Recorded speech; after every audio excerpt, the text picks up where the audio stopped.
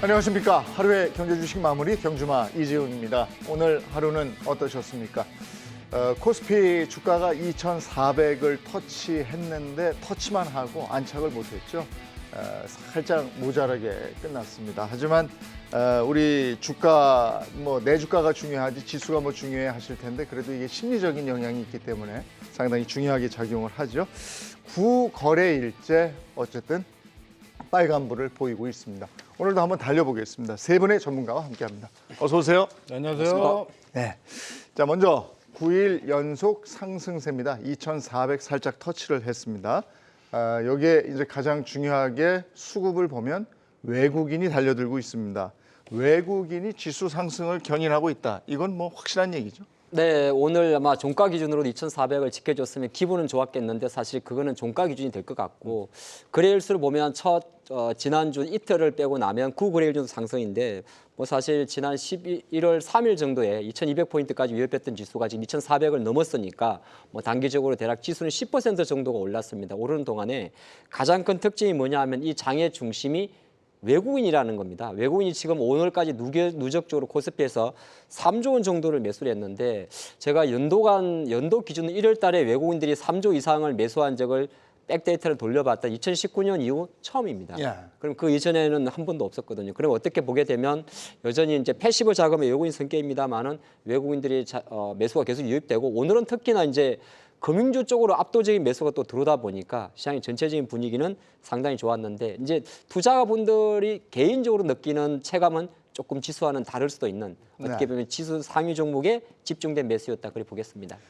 내일이면 이제 2,400을 훌쩍 넘어줬으면 하는 그런 바람이 있습니다.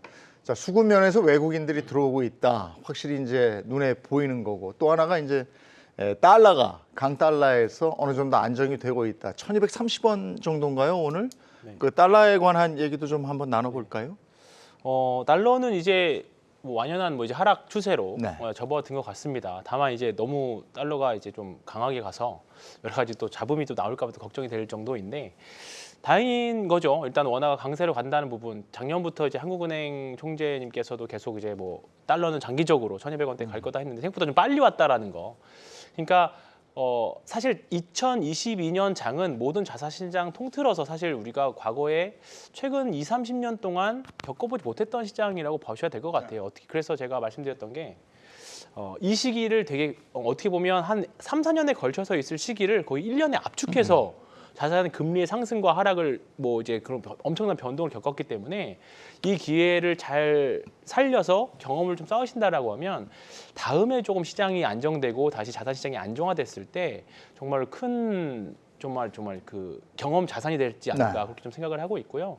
달러는 당분간은 이 추세대로 하면 사실 달러에 대한 전망은 사실 주식에 대한 전망보다 더 어렵다라는 말처럼 사실 대응에 대한 영역인 것 같고 큰 틀에서 1,200원을 중심으로 1,250원을 중심에서 등락폭이 있다라고 하면 향후에 미국 국채 금리가 다시 올라간다던가 아니면 우리나라 실적 발표가 좀 안 좋게 나와서 일시적으로 움직일 수는 있긴 하겠습니다만 이 정도 수준에서 안정적인 레벨이 된다라고 하면 주식 투자 관점에서는 조금 이제 안정적인 영역에 들어서지 않았나 이렇게 생각하고 있습니다. 자, 외국인들 들어오고 달러 가격이 안정되고 조금 이제 내려가고 이게 우리가 기다렸던 건데 거기에다 이제 지금 자산 시장 보면 금값 오르고 또 가산 자산 시장도 올라요. 이건 어떻게 해석하면 좋겠습니까? 두 가지 설명을 드리겠습니다. 일단은 통계를 보면 지수나 종목이나 고점 대비 70에서 80%가 밀렸을 때 저점 바닥이 나옵니다. 비트코인도 77% 저점에서 바닥이 나오고 있고 또 미국 내 주식 중에 하락률 30% 40%밖에 안 빠진 종목은 반등은 미약하나 충분히 빠졌던 아마존이나 메타 같은 종목들 그다음에 테슬라가 지금 한 77% 정도 80% 빠져 있는 상황이기 때문에 이쪽에서 이제 반등이 나올 가능성이 높고요. 두 번째로는 국채 금리가 계속 밀리다 보니까 그러니까 채권 가격 상승에 대한 베팅이 늘어나고 있습니다. 그리고 이런 시점에서는 항상 금이 같이 움직이죠. 2000년도 이전에는 금 가격의 변동과 금리의 변동이 어떤 교집합이 없었어요. 그러니까 자기 멋대로 움직였는데 2000년 넘어가서부터는 금리가 인하 기조가 보이거나 금리가 멈추는 기조가 보였을 때 금값이 올라갔어요. 이것은 채권 가격 상승과 동행했기 때문에 안전자산 심리라기보다는 금은 사실 안전자산이라는 탈을 쓴 비안전자산이거든요. 위험자산이라고 봅니다. 그래서 최근에 이런 금값 상승 흐름은 국제금리와 흐름이 동일하다라고 저는 판단 내리고 있고 달러 같은 경우에 지금 원달러 환율 계속 크게 반등은 어려울 것 같아요. 왜냐하면 전체적으로 월가나 투자자들이 최종 금리는 이쯤 정도에서 멈출 거야. 금리 인상은 더 힘들 거야로 지금 시장 분위기가 가닥이 잡혀 있기 때문에 이 부분이 계속 약달러를 만드는 요인이 될 거다 말씀을 드리고 싶습니다. 지금 우리가 얘기한 요런 추세라면 네. 그 증시에 다시 한번 뛰어들만 하다? 아니면 아직도 조심해야 된다? 한 말씀만 드리죠. 네. 아직도 안 뛰어드셨어요. 지금 빨리 뛰어드셔야 됩니다. 상고해서 1분기, 네. 1분기 지금 물론 이제 앞에 악재들이 조금 놓여 있긴 한데 네. 1분기 안으로 저점에 있는 종목군들 빨리 좀 사두셔야 돼요. 네. 5%를 먹든 10%를 먹든 일단은 기회는 충분하다 말씀드립니다. 자, 여기에 대해서 황 팀장님은 어떻게 생각하죠? 저도 같은 생각이고요. 네. 저희가 지난달에 이제 마무리하면서 사실 조금 좀 희망을 섞어서 상고하고를 뭐 이렇게 말씀드리긴 했었는데 역시 대중의 생각, 대부분의 생각은 좀 반대로 움직이는 것 같습니다. 다만 이제 이번 한 주에 대해서는 사실 전 좀 약간 조정에 대한 생각이 좀 맞는 것 같고요. 다만 요 이번 주 이제 명절을 기점으로 해서 항상 한국 증시들 제 경험으로 보면 한국 증시는 명절, 그러니까 설이랑 추석 전 일주일 전에는 항상 재미가 없었어요. 네. 근데 그 이유가 지나고 나면 조금은 돈들이 좀 풀리고 네. 좀 미뤄왔던 투자들이 집행이 되면서 조금 수급적으로도 도움이 될 것 같은데 저도 같은 생각입니다. 네. 일단은 저는 1분기는 일단은 가보자. 네, 그 생각입니다. 하창모 파트너님은 그러면 세뱃돈 받아가지고 저금합니까? 주식 삽니까? 주식 가야죠. 왜 이렇게 생각하십니까? 그러니까 뭐 물론 이제 그게 어떤 주식을 사냐에 따라 좀 네. 다르겠습니다만 우리가 사실 매크로 변수로 바라보는 게 이제 환율, 무슨 원자재 가격 그리고 심지어 이제 아까 잠깐 가상화폐 이야기 하다 만 것 같은데 이게 비트코인이 지금 21,000달러까지 올라왔어요. 최근 한 달 많이 기준으로 올랐더라고요. 한 30% 올랐거든요. 네. 물론 이제 비트코인의 가격 상승과 주식의 상승을 바로 매칭하기엔 어느 정도의 괴리는 있겠습니다만은 비트코인은 또 하나의 가장 공격적인 위험 자산 중에 하나입니다. 그래서 지금 금 가격이 오르고 비트코인 가격까지 올랐다는 거는 뭐 어떤 섹터와 어떤 기업에 좀 집중하냐에 따라서 세뱃돈이 휴지가 될 수도 있고 네. 세뱃돈이 부자가 될 수 있겠습니다만은 만약에 세뱃돈을 받는다면 저는 주식을 하라고 말씀드리고 싶습니다. 알겠습니다. 자, 여기 증시 상승하고 함께 우리가 얘기하지 않을 수 없는 것이 이제 중국장입니다. 중국 시장을 2023년에는 눈여겨봐라 이랬습니다. 여행들 중국도 젊은이들이 많이 간다고 그러고 20대에서는 또 코로나 셀프 감염 이런 얘기까지 나오는데 이거 무슨 얘기입니까? 중국이니까 가능한 이제 엉뚱한 생각을 하시는 거죠. 여행 가고 싶어서 이제 중국 매체 보도를 보니까 네. 내가 참 정말 위험한 발상인데요. 어느 정도 이제 오미크론의 경미함을 생각을 해서 일부 이제 언론 매체니까 네. 보게 되면 미리 이제 본인이 감염이 되면 그게 이제 직간접적으로 면역이 생겨서 고통은 있겠지만은 나중에 마음대로 여행을 다 할 수 있지 않겠느냐 그런 내용인데 사실 이런 보도가 나온다는 것은 그만큼 이제 중국 사람들도 셀프 감염이 나올 정도로 감염률이 나쁘게 보면 50%가 넘었다는 거고요. 네. 지난 주말에 중국이 이례적으로 사망자 수를 발표했어요. 처음입니다. 12월 8일부터 1월 2일까지 한 대략 6만 명 정도의 사망자 수를 발표했습니다. 중국 보건당국에서. 근데 이 수치는 가만히 생각해 보게 되면 우리가 약간 고개를 갸우뚱할 수 있습니다. 설마 6만 명 밖에라고 할 수 있는데 이게 왜 그러냐면 집계 데이터가 중국에서 의료기관에서 사망한 사람의 숫자거든요. 그러니까 물론 우리가 좀 해석하기에 따라서는 숫자가 좀 낮게 잡았는데 볼 수 있을 것 같은데 그러면 우리가 다음 만약에 중국의 설, 우리의 이제春节를 지나고 나서 2월 초에 동일한 수준으로 발표를 한다면 시장에서 예상하는 데이터는 대략 15만 명 이상까지 보는데도 불구하고 시장은 이제 이러한 부분에 대해서 중국이 지난 11월 11일 날 바로 11월 11일 날 작년도 검역 지침을 완화한 이후로 지금부터 위드 코로나까지 갔지 않습니까? 네. 그런 관점에 시장에서는 그 양해를 기점으로 해가지고 본격적인 아웃바운드까지 열 확률이 되게 높기 때문에 지금 중국은 사실 해외로 가는 게 아니고 정확히는 국경 폐쇄를 해제한 거거든요. 네. 그러니까 중국 내 중국과 홍콩, 중국과 마카오를 말하는 건데 공식적으로 놓고 봤을 때는 아마 시장에서 얘기한 대로 3월 전후가 됐을 경우에는 중국도 완전 전면 개방으로 가지 않느냐 그렇게 보고 있습니다. 시진핑이 코로나19 봉쇄 뭐 이런 것과 관련해서 굉장히 완강한 줄 알았는데 일단 풀고 나니까 정말 화끈하게 풀거든요. 그래서 지금 호주에서 석탄 수입 이거 재개된 것도 그렇고 미국 항공기를 그 항공 운행에 띄웠다 이렇게 되어 있습니다. 이 부분은 어떻게 해석해야 될까요? 이런 부분은 사실 조금 뭐 하나의 단서 정도 될 수 네. 있을 거라고 봅니다. 근데 사실 중국이 뭐 우리가 단편적으로는 어떻게 보면 뭐 이제 여행이나 화장품 쪽으로만 뭐 이제 리오프닝에 대한 생각을 할 수 있지만 사실 지금 주식시장에서 가장 핫하게 올라가고 있는 섹터 중에 하나 화학이거든요. 네. 지금 사실 화학이 뭐 그동안 경기 안 좋다라고 하는데 화학이 될까 했는데 최근에 금호석유나 그다음에 뭐 효성 TNC나 뭐 스판으로 유명한 뭐 그런 쪽 섹터들을 쭉 보시면 언제 얘네들이 이렇게 올라왔을지 했을 정도로 먼저 이제 사실 많이 움직이고 있고 닥터 코퍼라고 불리는 이제 구리 가격도 사실 많이 올라오고 있죠. 경기 선행에서 먼저 움직이는 종목들을 보면 그렇기 때문에 앞서 말씀하셨던 뭐 이런 항공기 운항 이런 것들을 조금 더 사고를 더 확장해서 보실 필요는 있을 것 같다 생각을 합니다. 네, 항공기만 뭐 단순하게 볼 건 아닌 것 같고요. 아니 지금 방금 리오프닝 관련주 나온 거 보니까 눈에 띄는 게 아난티가 10% 이상 올랐는데 이건 뭐예요?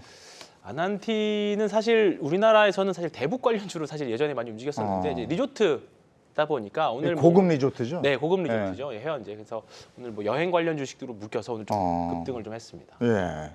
그리고 지금 저 중국이 빗장을 풀면서 가장 또 각광받는 것이 콘텐츠 게임주라고 그러는데 네네. 오늘 이거 반응을 좀 보였죠?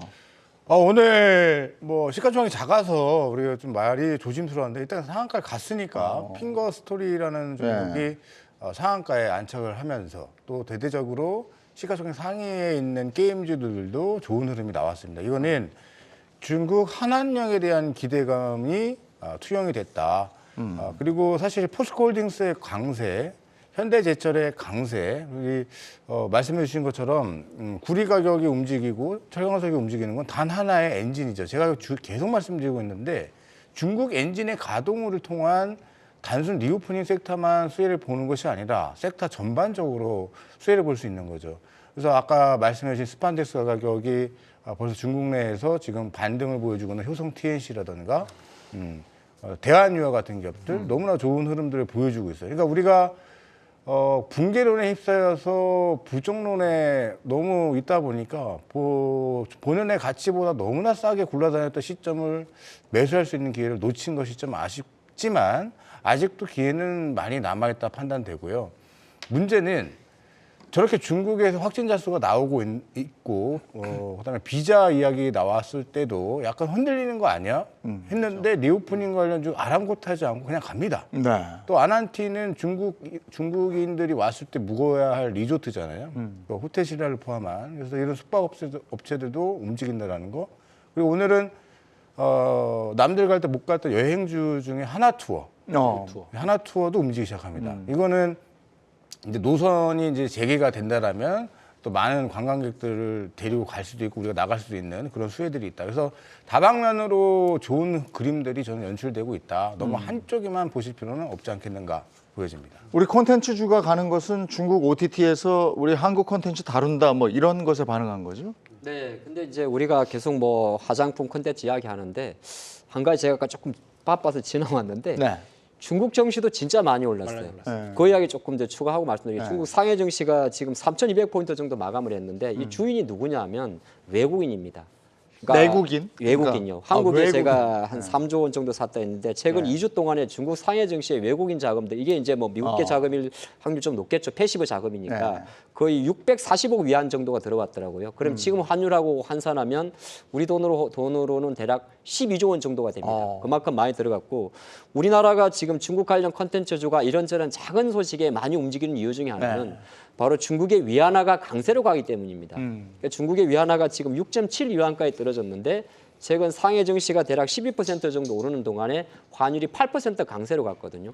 그러면 이게 시장에서 말하는 대로 조금만 어떤 이야기만 나와도 중국 관련주가 움직일 수밖에 없는 거죠. 그래서 지금 바라보는 관점에서는 뭐 화장품도 마찬가지. 잠깐 말씀하셨던 게 빠져야 되는데 안 빠져요. 이게 사실 화장품하고 컨텐츠는 아예 다릅니다. 다르지 않고 약간 어떤 차이가 있냐면 화장품은 약간 외적인 이동이 돼야 되고요. 그러니까 사람이 이동을 해야 되는 거고 컨텐츠나 게임 같은 경우는 굳이 서울에 안 오셔도 상관없어요. 내적 이동만 되면 되는 겁니다. 우리가 말하는 한한령이라는 그런 해제인데 그런 관점에서 지금 시장에서 이제 엎치락뒤치락합니다만은 계속적으로 중국 관련 모멘텀이 강한 것은 아무래도 중국 증시가 강하고 중국의 위안화가 강하기 때문에 이러한 결도 좀 같이 보시면 아마 투자하는 데 불안한 감은 조금 내려놓지 않겠느냐 그렇게 보고 있습니다. 리오프닝의 대표적인 주식으로 우리가 화장품 꼽죠. 근데 화장품 먼저 반응을 보였는데 지금 좀 주춤한 것 같고요. 오히려 우리가 지금 얘기한 콘텐츠 게임 쪽으로 방향이 실리는 것 같은데 어느 쪽으로 가는 게 맞습니까? 어떻게 보십니까? 요거를 뭐 하나의 섹터로 보지 마시고 네. 이게 하나의 뭐 예를 들어서 한한령 관련 뭐 중국과 관련된 주식을 하나의 그 바구니로 보시고 그 안에서 순환매인 것 같거든요. 근데 앞서 말씀하셨던 분들하고 저도 좀 결은 같은데 예를 들어서 그때 지난주에 한번 뭐 중국인들이 한국에 들어왔을 때 좀 그 방역에 대해서 조치가 좀 약간 강화된 느낌이 있었습니다. 네, 그래서 약간 파라다이스 같은 것도 그 뉴스가 나오고 나서 조금 밀렸다가 오늘 다시 다 올라왔거든요. 그럼 보면 갈 의지가 결국은 풀린 우리나라 그 이제 방역 이제 수치 확진자들 수치들 생각을 해보면 중국도 결국 그 수치대로 거의 과학적으로 가고 있거든요. 그거 보면 결국 중국도 시간이 걸릴 뿐이지 결국은 우리나라처럼 점점 확진자 수가 줄어들 거다라고 보고 있는 것 같아요. 그래서 예를 들어서 매매를 하신다라고 하면 조금 오른 섹터들이 있습니다. 예를 들어서 오늘 여행주들이 많이 올랐다 네. 그러면 얘네들을 좀 빼서 오늘 좀 덜 갔던 화장품 쪽으로 좀 사고 돈다 이거죠. 예, 그 안에서 도는 것 같아요. 요즘에 시장 스타일이 사실 약간 이렇거든요. 큰 섹터 안에서 돌고 전체 섹터가 도는데 그 안에서 또 섹터도 돌고 있습니다. 그러니까 예를 들어서 중국의 예를 들어 내 포트에서 뭐 20%를 중국 관련주에 투자를 한다. 그러면 20% 안에서 그 안에서 조금 이 순환매 트레이딩으로 하시는 게 좋을 것 같습니다. 이번 주에 다만 명절이 있으니까 명절 좀 앞서서 나오면 좀 약간 차익 실현 물량은 좀 나올 수 있는데 화장품, 게임, 그다음에 OTT 이런 종목들 차트들을 보시면 진짜 오랫동안 쉬었어요. 네. 그러니까 이게 한 1년 정도 쉬면 사실 1년 정도 쉬었다가 바로 올라가면 그 위에 아직 물량 처리가 아직 많이 안 되거든요.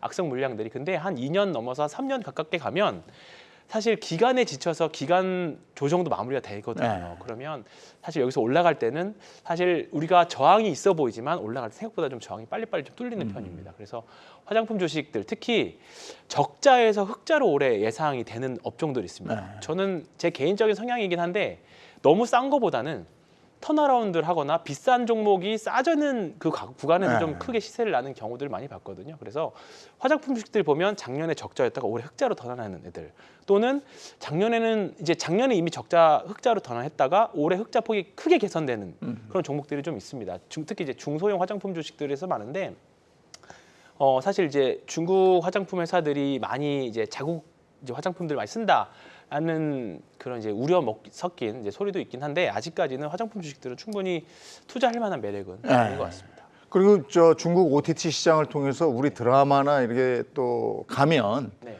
또 우리 저 배우들이 쓴 화장품 같은 그렇죠. 거 네. 또 선호하더라고요. 그들이 입는 옷도 그렇고 맞습니다. 그렇게 되더라고요. 또 하나가 중국이 엄청나게 규제를 했던 플랫폼 관련해서요. 알리바바 같은 거. 중국이 왜 저러나 싶을 정도로 크게 규제를 했었는데 좀 풀리는 것 같고 그래서 그런지 우리 네이버가 오랜만에 20만 원 회복을 했습니다. 네네. 플랫폼 주가는 어떻게 보시는지?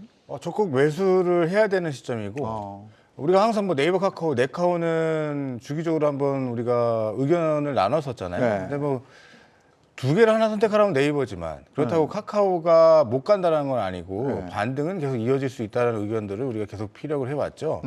지금 네이버가 상대적으로 저는 저평가 국면으로 좀 본다. 네. 다만 이제 성장주가 왜 특히 더 많이 빠졌냐면 금리 인상을 하기 때문에 성장에 대한 어떤 가치, 미래 성장에 대한 가치가 떨어진다는 의견으로 이제 주가 많이 떨어졌죠. 근데 똑같은 관점이죠. 금리 인상이 멈추고 더 이상의 금리 인상을 하지 않고 뭐 금리 인하를 하는 것은 아니지만 그런 기조가 보인다라는 것도 저는 성장주로 오히려 다시 봐야 되는. 그래서 이쪽만 움직이는 것이 아니라 메타버스 관련주였던 뭐 뮤직 스튜디오, 뭐 MP, 맥스트 관련 섹터들이 또 같이 움직임이 나오고 있고 성장주 골고루, 업종 골고루.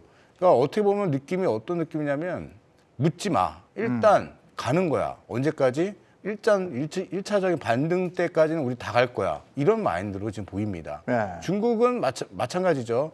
묻지 마. 우리 다 규제 풀 거고 다 원상복귀해서 일단 경제 성장률 땡겨 올릴 거야. 이게 제1 목표야. 이거밖에 안 보여요. 그래서 중국은 지금 현재 인플레이션이 1.8밖에 안 됩니다. 그러니까 뭘 해도 되는 국가가 지금 현재 중국이고요. 아마 내수부양 여러 가지 대응책들 다 펼쳐가지고 엔진을 가동시킬 거다. 벌써 뭐 그저께 보니까 공기가 벌써 탁해졌어요. 우리나라. 이게 벌써 체감되고 있는 공장 돌아간다 이거죠. 돌고 있습니다. 지금 엄청나게 돌고 있는 것 같아요. 네. 근데 보면요, 그 지금 플랫폼 얘기했는데 플랫폼 기업이나 또 뭐 게임 또 앞서 얘기했던 콘텐츠 이런 게 가면 가상자산이 가더라고요. 뭐가 문제인지 모르겠어요. 가상자산, 코인이 가면 이런 종목들이 가는 건지 이런 종목들이 가면 코인이 가는 건지 이거 어떻게 해석해야 되는 겁니까? 그러면 이제 시장이 먼저 오를까, 가상자산이 먼저 오를까를 한번 생각해 볼 필요가 있을 것 같아요. 네. 근데 이건 사실 뭐 주식이 올라가는 데는 다양하게 복잡한 게 있잖아요.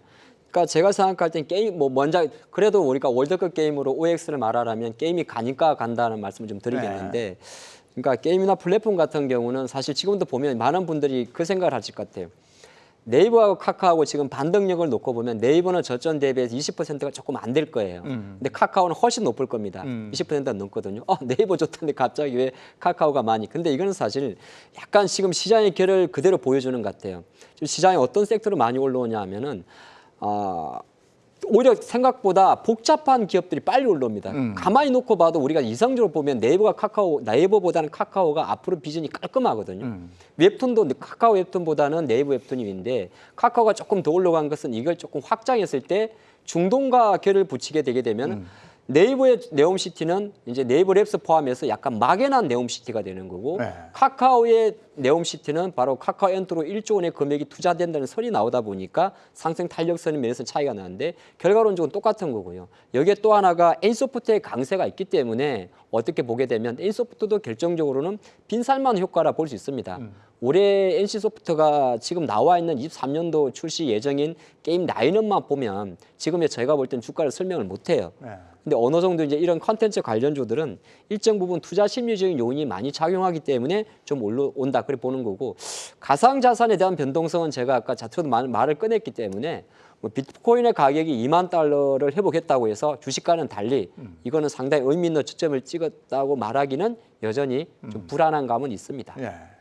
자, 중국이 이제 빗장을 열기 시작하면서 더 경계하는 곳 바로 미국 아니겠습니까? 그래서 미국의 행보가 빨라진 것 같은데 반도체 섹터 분야에서 일본하고 자꾸 손을 잡는 모양새예요. 어떻게 보십니까?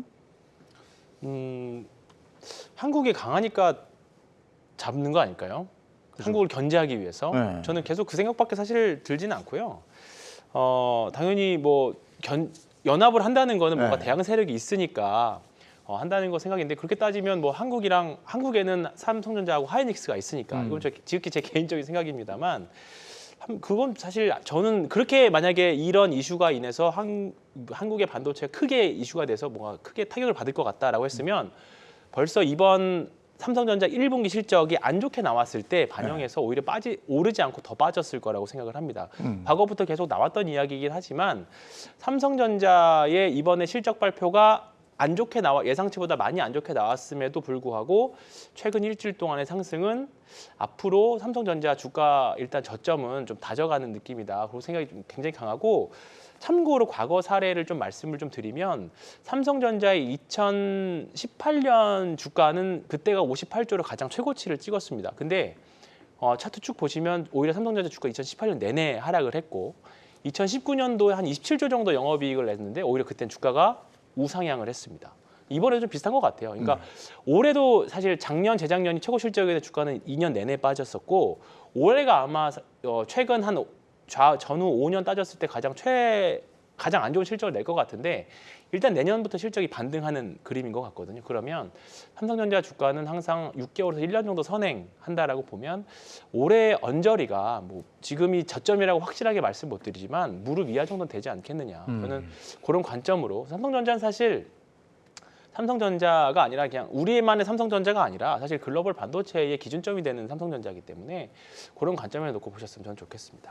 근데 우리가 어쨌든 반도체에서는 삼성전자하고 SK 하이닉스가 있으니까 듬직한데 그 전에 일본 반도체가 우리보다 훨씬 앞서갔잖아요. 근데 일본이 지금 미국보다도 더 분발하는 것 같은 느낌이라서, 왜냐하면 미국하고도 손을 잡고 또 하나 TSMC 공장 일본에 짓지 않습니까? 미국하고도 손잡고 대만하고도 손잡고, 아니 이러다가 우리가 좀 소외되는 거 아닌가 이런 느낌이 있어서 걱정되는 부분이 있거든요. 저도 사실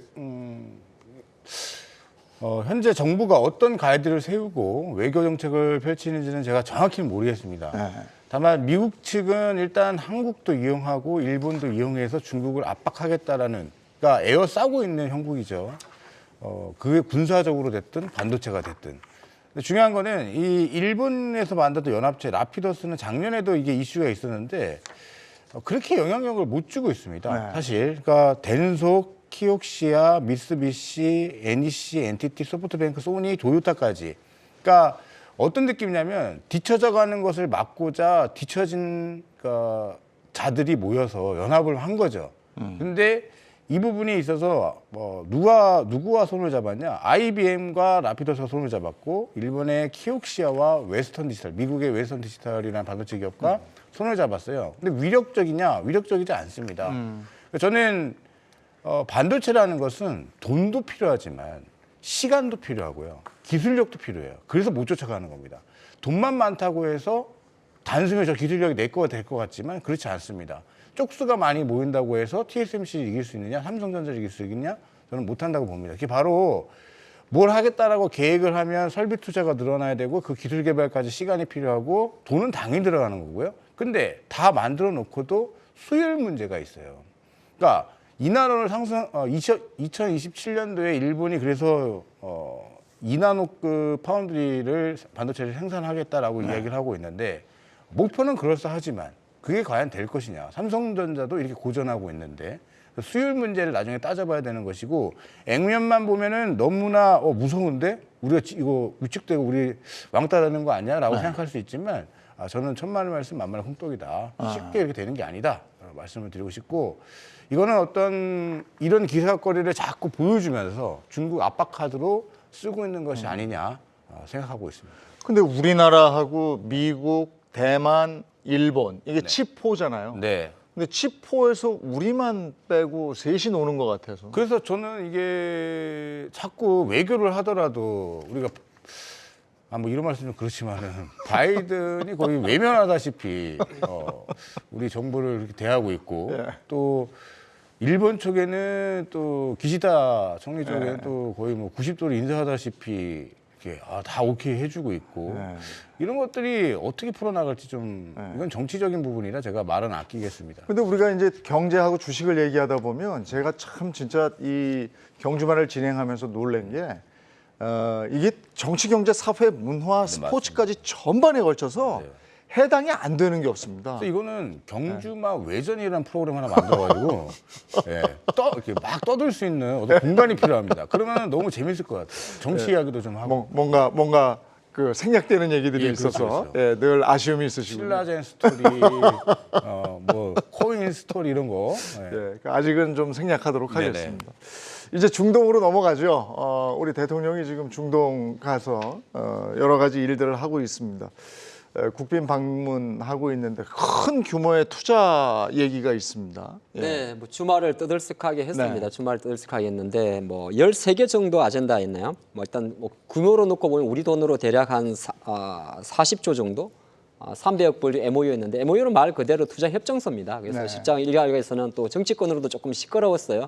야, 그 MOU 하나 가지고 뭐 이렇게 호들갑이냐 볼 수 있는데 이걸 또 나쁘게 보면 끝없이 나쁘게 보는 거, 좋게 보게 되면 어떻게 보면 이 300억 달러라는 이 300억 달러죠. 40조는 아랍에미리트 국부펀드 자금 규모 자체는 제일 큽니다. 그렇지만 대부분이 실제적으로 국가 대 국가, 산업 대 산업으로 이렇게 MOU를 체결하게 되면 특히나 이제 인프라나 자원이기 때문에 실제적으로 그게 딜던 돼서 우리가 뭐 매출로 인식되는 경우는 10% 안 되는 경우도 많습니다. 많지만은 미리 또 그걸 가지고 우리가 폄하할 필요가 없을 것 같고요. 중요한 것은 이번 아랍에미리트 순방길에서 시장에서는 미리 14일 날부터 16일 일정에서 주가가 움직였다는 거거든요. 그래서 또 구체적으로 정부가 어떤 정도의 아젠다인지도 발표를 했기 때문에 주가의 어떤 등락을 떠나가지고 중동 쪽으로 계속 우리가 네옴시티 포함해서 두바이 쪽으로 어떤 자원 외교라는 표현도 좀 맞을 것 같고요.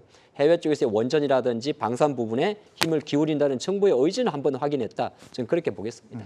30조 규모입니다. 엄청난 규모의 투자 유치 발표가 있었어요. 주말 내내 뉴스에 나왔습니다.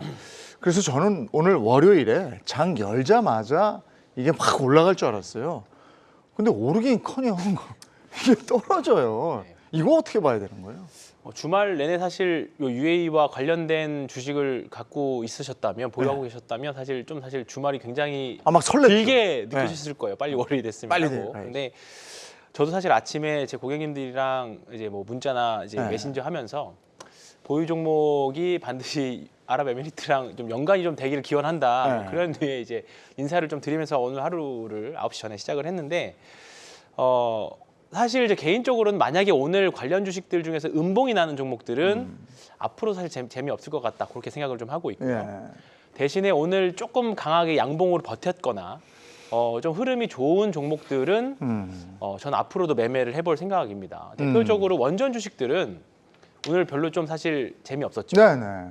그래서 저는 원전 관련해서는 좀 같은 결로 말씀드리는데 네. 이미 작년에 대시세가 너무 크게 났습니다. 아. 아까 제가 서두에 아까 좀 초반에 말씀드렸던 게 급등 이후에 짧은 조정은 위에 네. 매물이 엄청 많이 쌓이기 때문에 우리가 뭐 사실 아무리 좋은 재료가 나오더라도 누군가는 내가 단가에 오면 팔고 싶어하는 심리 네. 굉장히 강할 거기 때문에 그게 대표적인 게 원전 관련 섹터이고요. 실제로 돈을 벌기까지는 정말 정치적으로나 뭐 이제 규제적으로나 많은 것들을 풀어야 됩니다. 실제로 뭐 소형원 SMR 같은 경우에도 2026년 정도나 돼야 사실 현실화가 가능한 종목이기 때문에 아직 좀 많이 남았거든요.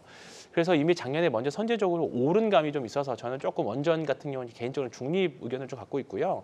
대신에 수소 관련 섹터라던가 그다음에 UAM 관련 섹터라던가 약간 지금은 테마성이긴 합니다만 지금은 이런 쪽 섹터가 굉장히 비싸 보이긴 하지만 사실 비싼 섹터가 점점 싸지면서 큰 시세들이 나거든요. 그래서 이런 쪽 섹터, 친환경 에너지 쪽은 조금 한번 수소나 그다음에 뭐 암모니아 관련이나 이런 쪽은 좀 중점적으로 보셔도 되지 않을까 이렇게 좀 보고 있습니다. 근데 오늘 신재생 에너지 관련해서도 원전도 지금 가지 못했지만 지금 뭐 도표를 보셨습니다만 신재생 에너지 관련해서도 오늘 별로 재미가 없었던 것 같아요. 일단은 믿지를 않는 거죠. 그러니까 뭐냐면 이것도 이렇게 얘기하면 또 안티가 또 생길 수 있는데 아직 이게 저 구체화된 게 아니니까. 그렇죠. 예. 그거 플러스 예. 네옴시티도 보면은 아니 석유를 생산하는 나라가 예. 거기에 수소를 이용해서 물을 만들 것이며 예. 태양광을 이용해서 건물 에너지를 이용할 거고 예. 풍력을 만들 거고 다 스토리는 아주 좋아요. 예. 근데 그런 미래에 대한 기대감만으로 갈 수 있는 건 아니라는 거고 주가가 일단 그것 때문에 테마가 한번 형성돼서 움직였던 부분을 반납하는 형국으로 지금 진행이 되는 것 같습니다. 예. 근데 제가 단언컨대 말씀드릴 수 있는 부분은 풍력과 태양광은 전 세계가 투자하고 있고 단행하고 있는 실물이 있는 에너지고요. 네. 네. 그다음에 미국 IRA 법안에 직접적으로 수혜를 볼 수 있는 부분이기 때문에 이런 단일 호재에 휘둘리기보다는 기업의 어떤 성장성을 믿고 가는 것이 좋겠다. 그래서 하나솔루션, 현대에너지솔루션, CS 윈드 이런 종목군들은 꾸준하게 우리가 올 한 해 지켜봐야 되는 종목이다 말씀드릴게요. 신재생 에너지 관련해서는 지금 뭐 주춤거리더라도 그거는 쭉 갈 수 있다 이렇게 말씀하신 거고. 근데 한 가지 궁금한 게 이제 넷제로라는 거잖아요. 탄소 네네. 이쪽인데 여태까지 기름 팔아서 살았어요. 중동 국가가. 근데 이런 걸 선언하면서 이쪽 산업에 큰 돈을 쓰겠다. 이거 어떻게 봐야 되는 거예요? 두 가지 메시지를 줄 수 있습니다. 첫 번째는 러시아 우크라이나 전쟁을 잊으면 안 될 것 같아요. 중동도 어떻게 생각하면 약간 또 세계사도 잠깐 이야기할 것 같은데. 중동 입장에서 사실 이제 어떻게 보면 석유 전쟁 유가의 원유의 패권을 중동과 미국이 갖고 있는 상태에서 이제 트럼프 이전부터 다시 패권 자체를 미국이 가져갔단 말이죠. 근데 그런 상태에서 이제 러시아 우크라이나 전쟁이 발생하면서 뭐 G20이라든지 유럽이라든지 미국이 러시아에 대한 원유 사관조선 이런 걸 봤을 겁니다. 그런 관점에서는 더 이상 유가 하나만 가지고 어떤 세계 시장을 행패하기에는 상당히 큰 협상력이 떨어질 수 있다는 거죠. 여기도 하나 있고 또 한편 놓고 봤을 땐 사실 우리가 현실적으로 놓고 보면 중동인 탄소 제로라고 이건 사실 말이 현실적으로 어렵거든요.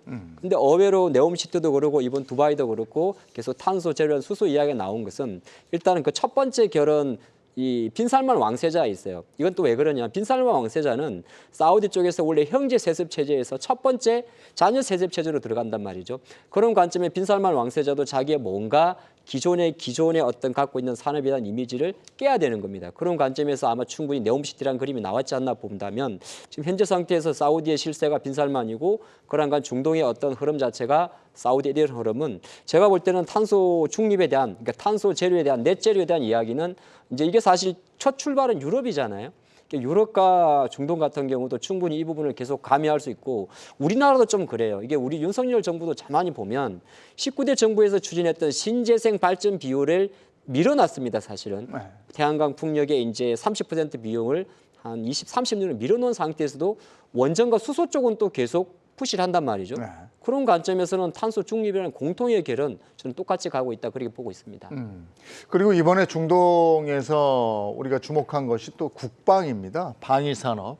대통령도 군복 탁 착용하고 그런 모습이 뉴스에 나오고 이랬었는데 이쪽 분야는 계속 가겠죠? 방위산업 분야는? 뭐 사실 이게 우주 산업하고도 사실 확장돼서 생각하는 네. 부분이다 보니까 이게 좀 부침은 좀 있을 거라고 생각을 합니다. 특히나 이제 국방 같은 경우에는 지금은 사실 뭐 한 반년 전만 사실 봐도 이런 수주 뉴스가 나오면 주가가 확실하게 조금 반응을 했었거든요. 네. 근데 최근에 보면 이제 수주 이런 게 나와도 사실 그날 바로 그냥 매도 물량이 나오는 경우도 좀 있어요. 그러니까 기존에 수주 받았던 것들 조금 기대감까지 주가에는 많이 반영이 됐다. 네. 요 정도인 것 같고 수주를 많이 받으면 결국 실적이 계속 꾸준히 쌓이잖아요. 그래서 그리고 지금은 사실 국방 쪽만 사실 조금 뭐 최근에는 뭐 유럽 지나서 이제 유럽 이집트도 나왔었고 이제 중동 쪽에서 계속 수주가 나오는데 이런 것들이 쌓이면서 이제 실적이 점점 쌓여져 가겠죠. 그러다가 또 한 번의 전 상승을 좀 나올 수 있을 거라고 봅니다. 근데 다만 지금 주도주라고 보기에는 조금 약간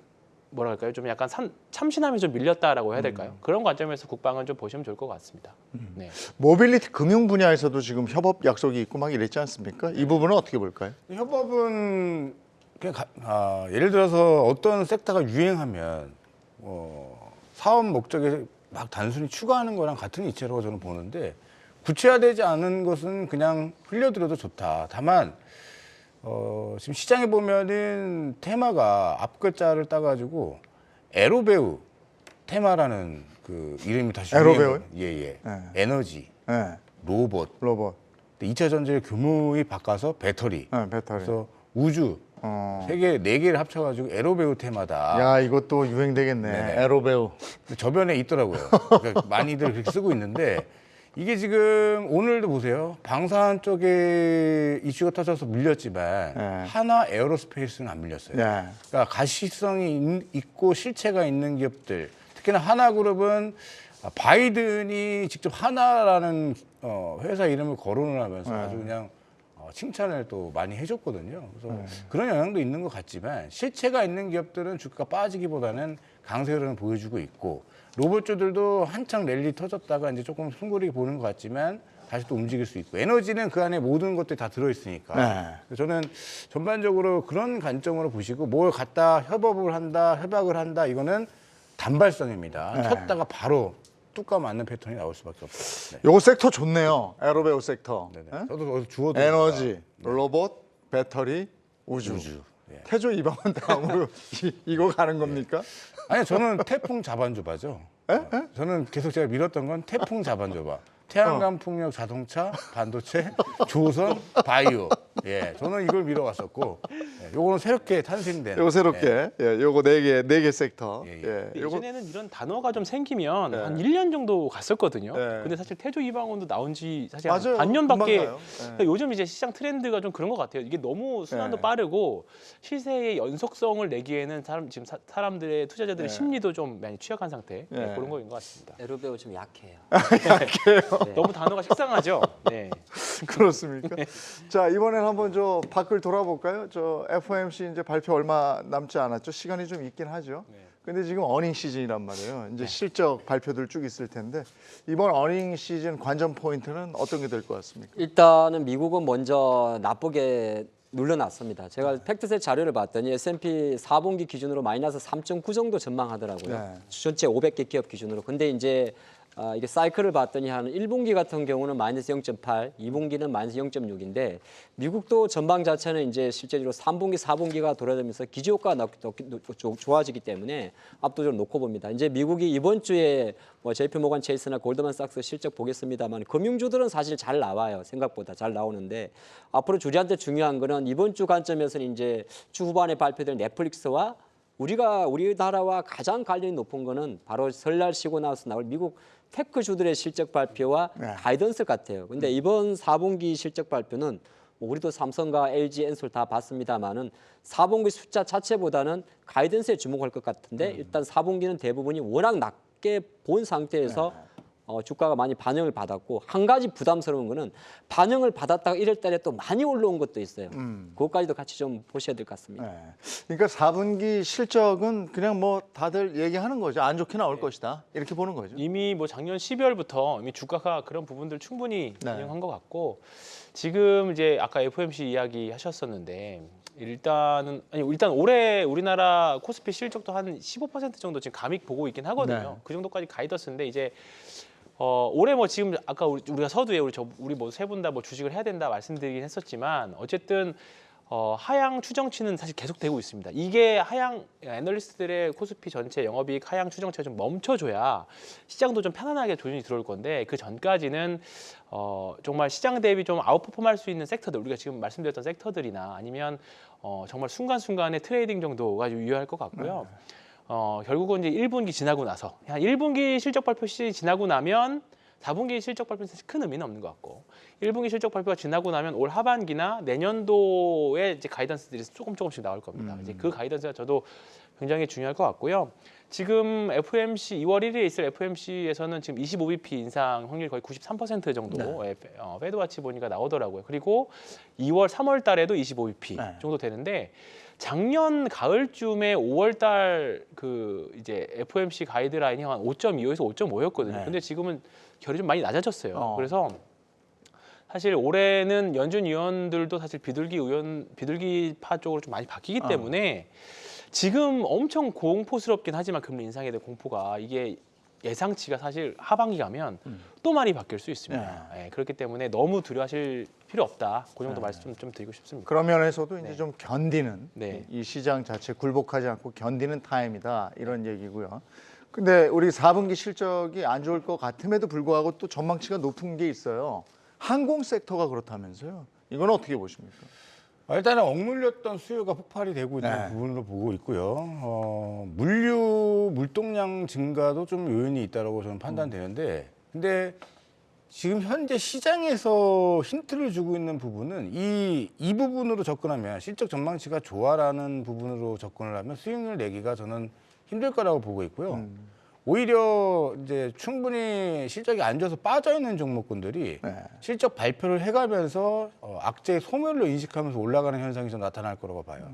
그러니까 미국도 지금 보면은 뭐 실적이 안 좋을 거라고 미국도 이야기가 나오고 있지만 간과하고 있는 것이 약달러가 진행됐거든요. 최근에 약달러가 진행됐다는 것은 수출을 하는 미국의 기업들은 오히려 더 호재로서 실적이 반영됐다라는 거죠. 환율 효과를. 오히려 그 전에 강달러일 때는 환율 효과를 전혀 못 봤단 말이에요. 그래서 저는 이런 부분들을 봤을 때 예상한 것보다 예를 들어서 컨센서스가 마이너스 5인데 마이너스 4만 발표돼도 예상치 상해라는 인식으로 미국 주가들이 또 반격이 가능할 것으로 저는 보고 있고 지금 우리나라 주가 위치, 주가 밸류에이션에서 PER 10, PBR 0.9배인데 여기서 지금 실적이 좋을 거야 안 좋을 거야 논하는 상황으로 수급이 들어올 것 같지는 않아요. 삼성전자에서 보여줬듯이 실적이 안 좋게 발표가 되더라도 악재의 소멸로 인식을 하면서 올라갈 것이다. 근데 오히려 이렇게 기대감을 노출해 놓은 기업들은 저는 그렇게 탄력이 붙지는 않을 것이다 보고 있습니다. 근데 미국의 델타 항공 같은 경우도 실적은 좋은 것 같은데 주가는 오히려 떨어지고 있고 상당 부분 반격이 크게 나왔었습니다. 반등이 한번 나왔었죠. 그렇죠. 크게 나왔다가 좋은 뉴스 내보내고 뚜까 맞은 거죠. 근데 이제 우리 항공도 대한항공하고 아시아나항공 글쎄 갈 듯 하는 것 같은데 잘 못 가요. 그리고 오히려 저가 항공이 오히려 나은 것 같고 말이죠. 저가 항공이 이제 정편 이슈 때문에 많이 올랐는데 항공주들은 제가 말씀드리면 대한항공, 아시아나항공, LCC 세 그룹으로 나눠서 투자하셔야 됩니다. 네. 지금 근데 대한항공은 실적 때문에 아마 주가 좀 부침이 있을 것 같아요. 왜냐하면 대한항공 코로나 때 워낙 화물 쪽에서 운송이 좀 좋았어요. 여객도 네. 있었습니다만 그러면 아마 시장에서도 이번 4분기 실적 같은 경우는 대한항공, 아시아나항공 실적에 반응합니다. 그러니까 실적이 잘 나와야 되는데 아시아나가 대한항공보다 같은 국적임에도 불구하고 장점이 뭐냐하면 일본 노선이 많습니다. 네. 미국이나 미주, 유럽 노선보다는 그렇기 때문에 아마 시장에서는 아시아나항공의 이게 합병 이슈 빼고 기업만 놓고 봤을 때는 상대적 매력도를 조금 높게 사지 않나 실적 시점에서 봤을 때는 기준이 되는 거고요. 네. LCC 같은 경우는 이번에 흑자 안 나죠 당연히 한날 확률 되게 높은데 LCC 제주항공이나 진해나 이렇게 보는 관점은 적자폭 축소인데 아마 정편수 비행기 편수가 가장 많은 게 제주항공이니까 4분기 실적 발표에서는 사실 적자폭 충수로 보면 되는데 LCC들이 올라갔던 가장 결정적 이유는 저효과보다는 사실은 환율입니다. 환에 대한 익스포저가 대형 항공사보다 저가 항공사가 훨씬 크기 때문에 실적만 놓고 봤을 때는 아시아나항공 그리고 LCC 관련 기업들은 적자폭의 축소폭 여기에 투자 포인트를 주시면 좋을 것 같습니다. 그리고 또 하나가 이제 아직 못 가고 있는 게 현대 기아차란 말이에요. 현대차 오늘도 떨어지던데 도대체 이건 언제 가는 겁니까? 자동차도 저도 고민이 많습니다. 네. 지금 이거를 일단은 최근에 오늘만 사실 조금 밀렸고 사실 최근에 주가가 IRA 혜택을 못 받는다라고 해서 주가 쫙 밀렸다가 다행히 조금 이제 16만 원 후반대 갔다가 오늘 다행히 중요 지지선들을 저항받고 이제 16만 6,500원으로 네. 마무리가 됐는데 지금은 손절매도 아닌 것 같고요. 네. 그 다음에 추가 매수도 아닌 것 같은 어. 네, 그런 약간 중립적인 구간입니다. 왜냐하면 아직은 뭔가 주가가 치고 나가기에는 이미 조금 뭔가 이제 위에 매물들은 좀 많이 쌓여 있고 그렇다고 여기서 손절매를 하기에는 아직은 뭐 포텐셜도 많이 가지고 있고 실적도 네. 좋기 때문에 다만 좀 이제 재미없을 수 있는 구간, 그냥 횡보 구간인 것 같아요. 그래서 특별하게 이 장목에 대한 분석을 좀 하시기보다는 저는 약간 좀 시장을 좀 뭐 반대하시는 분들도 있지만 좀 가격적으로 좀 보려고 하거든요. 그러니까 결국은 시장에서 올라가는 섹터들은 시장에서 정해줍니다. 네. 근데 지금은 다른 쪽 섹터가 워낙에 수급 쪽이 몰리고 하고 있기 때문에 자동차 업종은 지금 투자하기에는 뭔가 매력도가 상대적으로 좀 적다라는 거죠. 네. 그래서 그런 관점으로 일단은 현대차, 기아차는 좀 중립. 차라리 저는 부품주인 모비스가 훨씬 더 나을 것 같다는 생각이 좀 듭니다. 네. 네. 근데 이제 이렇게 오늘 쭉 얘기를 해보고 아까 차트도 보니까 여행주가 좀 이제 움직이기 시작하죠. 근데 네네. 여행주가 예전에는 이제 여행 패턴이 많이 달라져서요. 네네. 예전에 패키지 여행 가고 이럴 때는 단연 여행주였죠. 여행주를 담아서 패키지 상품 많이 파는 거 네네. 하면 됐어요. 네네. 근데 지금은 개인들이 워낙에 이제 그 손 안에 내가 예약할 수 있고 뭐 이런 것들이 많기 때문에 네네. 개별적으로 가는 분들이 많아서 여행주를 담을 바에는 아예 항공주라든지 아니면 호텔 이런 주식을 담는 게 낫지 않을까 이런 생각도 하는데 네네. 어떻게 생각하십니까? 그 생각이 맞으시죠. 아, 맞는데 지금 시장이 반응을 보이는 거는 디테일하게 핀셋으로 찍고 있는 것이 아니라 네. 이렇게 섹터를 전체적인 이렇게 영역으로 보고서 주가가 레벨업이 나오고 있는 거예요. 일단은 그거는 따지지 않고 있다는 얘기가 되겠고요. 네. 그다음에 지금 우리가 마스크를 벗는다 그리고 뭐 어쩐다 했을 때 이런 부분이 있죠. 외국으로 나가려는 상품들이 지금 계속해서 홈쇼핑 보시면은 계속 만들어져서 방영하고 있는 상황에서 나갈 때는 비행기를 타고 나가는 거지만 여행 상품을 컨택하는 것은 이제 하나 투어라든가 모두 투어라든가 노란풍선이지 않습니까? 그래서 다양하게. 근데 환율을 보세요. 이 정도 환율이면 생각에 이게 슬슬 엄두도 못 냈던 해외여행을 꿈꿀 수 있다는 점. 저는 여행주들도 우리가 반드시 섹터에 놓고 같이 봐줘야 된다. 그것입니다.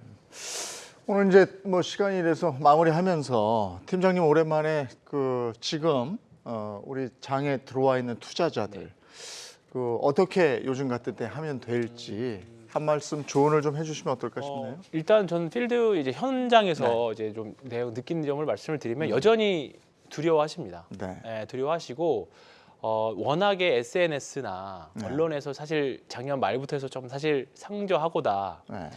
그리고 이제 1분기 이제 1월 말에 있을 빅테크들의 실적 발표 때 실적 망가지면 주가 엄청 빠질 거다. 네. 그걸 대비해서 사실 현금화를 많이들 해놓으셨었어요. 제 의지와 상관없이. 근데 사실 지금 주가는 먼저 다 팔았는데 그 이상으로 지금 올라가고 있고 그런 상태이기 때문에 저는 대중하고 약간 반대로 가는 게 외롭긴 하지만 대중과 같이 가서 이제 좀 약간 겹치는 부분 당연히 존재하긴 하겠습니다만 대중과 반드시 같이 가서는 초과 수익을 내기는 굉장히 힘들다. 예, 근데 지금이 딱 그 말이 맞는 것 같아서 저는 좀 용기를 가질 필요는 있다 그렇게 생각하고 있습니다. 요즘에 9거래일 동안 코스피가 오르면서 저도 가지고 있는 마이너스 몇 퍼센트가 조금씩 마이너스 숫자가 줄어들어서 그나마 위안을 받습니다. 그런데 지수가 가는 것보다 처음에 시작할 때 말씀드렸죠. 지수가 가는 것보다는 내가 담고 있는 주가가 올라야 되는데 그게 참 쉽지 않습니다. 이럴 때 가장 힘든 게 주가는 올라가는데 내가 담고 있는 주식은 계속 그 자리일 때 굉장히 심한 공허감을 느끼게 되죠. 이런 멘탈 조절도 잘 해 가시면서 투자하셔야 되는 게 아닌가 싶습니다. 저희 경주마가 그런 부분까지 세심히 챙기도록 하겠습니다. 오늘 여기서 마치고요. 내일 장 끝나고 다시 돌아오죠. 함께해 주셔서 고맙습니다.